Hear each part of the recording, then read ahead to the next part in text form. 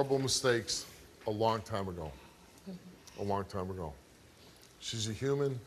She made mistakes. It seems like she's cleaned her life up and is trying to do the right thing.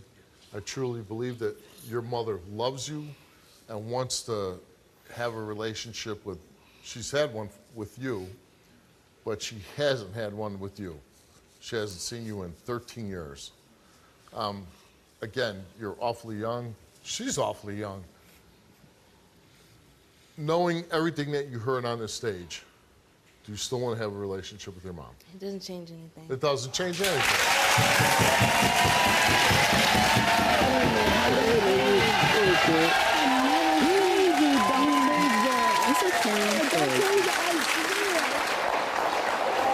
I can't deny.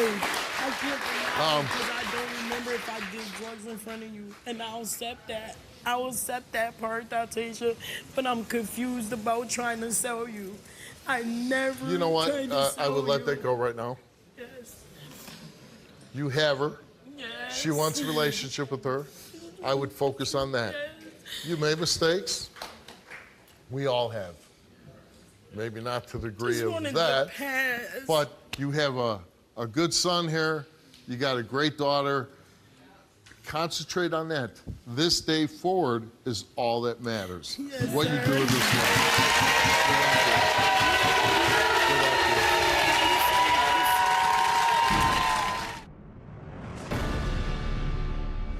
If anything, if there's any problems, I'll come to me. Need anything, come to me. You know? I don't care what it is. If you want to talk to me, you want to vent, I don't care what it is. Just call me, whatever it is. Just, I'm here for you. Okay? Yeah, I feel like I finally got somebody I can call on. I'm just gonna let you. Ain't no man gonna take advantage of you. You're worth more than that. I'll never get to play with my son. I'll never be able to hold him, touch him, nothing. And he was just ripped from me. How could you even think that I would have anything to do with something like that?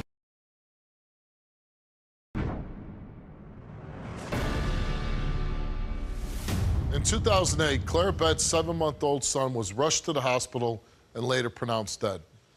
She left him in the care of her relative, Letitia, and never expected that would be the last time she saw him alive. Now, years later, this tragedy still divides their family, and they feel that a lie detector test is the only way to get closure. Take a look. In 2008, Clara Bett asked me to watch her son. I had been asked to go to the store by a family friend. I was only gone for 5 minutes, and I came back. All of a sudden, he's not breathing. And we didn't know how that had happened, what had happened. We had rushed him over to the car, and then he was rushed to the hospital. We were told he had internal bruising under the skin and on the abdominal area. The final result it had said was, first, it was a homicide. The next thing we got told was it was SIDS. And then the final result is it's unknown for a 7-month-old baby. They questioned me, they put me through the ringer. They told me, well, we're gonna blame this on you. And I was completely innocent. After the death of her son, Clara Bett had stopped talking to me. We were like best friends. And then she just stopped talking to me. I don't think Clara Bett has anything to do with the death of her son. She was a great mom.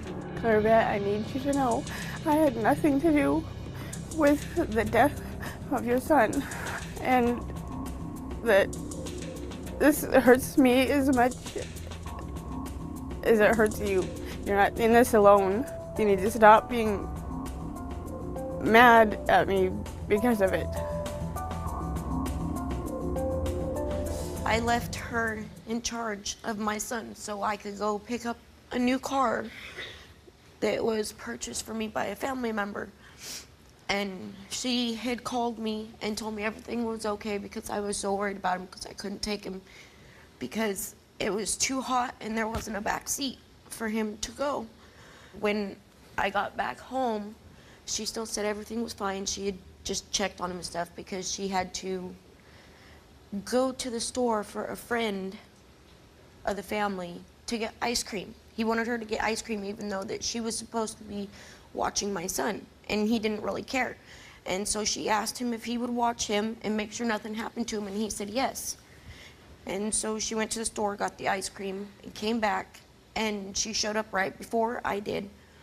And we got out of the car, and I asked another person to go check on my son.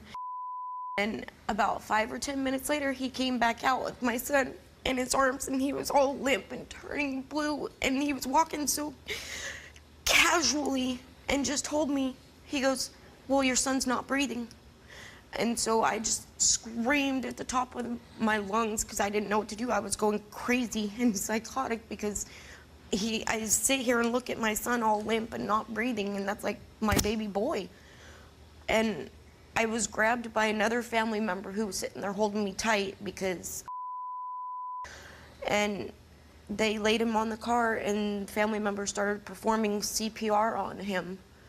And before the ambulance got there, and I went in the ambulance with him and everything. I was screaming, I was crying. They were ripping his clothes off, hooking him up to all kinds of different machines. And there was just still nothing. Even when we got to the hospital, they still tried. And they took me into the conference room, and I sat there for about 10 or 15 minutes. And then they came back in and told me that my son didn't make it, that they couldn't help bring him back. And because of this incident, you had a daughter that was taken away? I lost my daughter 20 days after that because of the incident. When this first